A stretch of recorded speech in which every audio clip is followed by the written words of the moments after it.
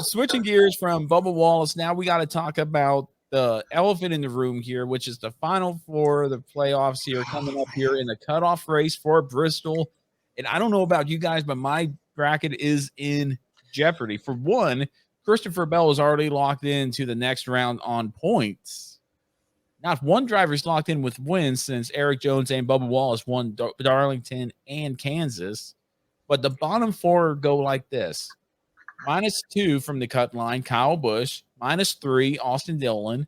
-9, Chase Briscoe. And at an outstanding, I think, need a definite victory to advance at Bristol. Kevin Harvick -35. Who would have guessed that going into this race? 2 abysmal races in a row, 2 DNFs in a row. Not necessarily his fault, both of them. But Kevin Harvick now in a must-win going into Bristol. Agree or disagree? I still think Harvick got Chastained.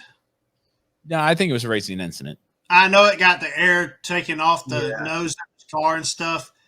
But Chastain did run Jones up into was it? No, I thought it was Wallace. It was Wallace. He did run Wallace high up into Harvick, up in front of Harvick. So, it's another one of those situations where I'm gonna argue that he got Chastained all day long. I mean, he could have lifted just like 4 or 5 other times. It happened so fast and lost a position or two, but he stayed in it, pushed him up, and it didn't hit Harvick, but the air got around his nose and got all cattywampus and hit the wall. Took it all off the nose and he got Chastained. Yeah. Well. Anyway, Harvick's not necessarily in a must-win, but if one of those cars, if somebody doesn't fall out at the that's on the outside looking in on them playoffs, or on the inside looking out, I guess, at the very, very beginning of that race, and he doesn't run up front all day, then he's in a must-win situation. I think he's definitely in a must-win situation here because he's ran good at Bristol plenty of times. Run very well at Bristol. Of course, outside influences have taken him out. Like, I don't know, for instance, last year, Chase Elliott wanted to be a complete jerk and play that game. That's just Chase Elliott being Chase Elliott. Little crybaby. Yeah. But you say that we're fixing to go down a rabbit hole because I remember this episode last year very well. He's just trying to instigate. I know he is. I know exactly what he's doing. He can't get under my skin because he's also a fan of Denny Hamlin and like Joey Logano and all these other crybabies. So, touche. You got me there, buddy.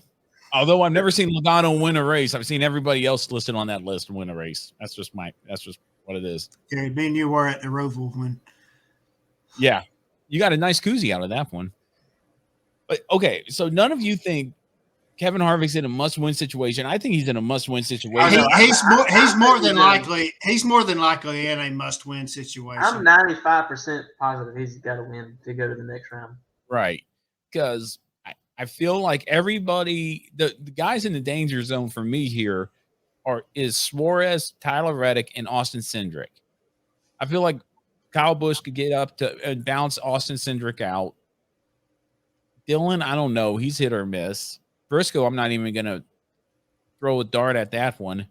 But I feel like Kevin Harvick needs to win. They need to pull a rabbit out of their hat, and they need to pull out a victory there at the Bristol night race in order to get into the round of 12. Man, I just hate that I don't know if I'm going to be able to pay attention to my fantasy race because we'll be racing that night too. So, well, stay tuned for updates here. But I think Harvick's in a must-win. It's going to be interesting to see here.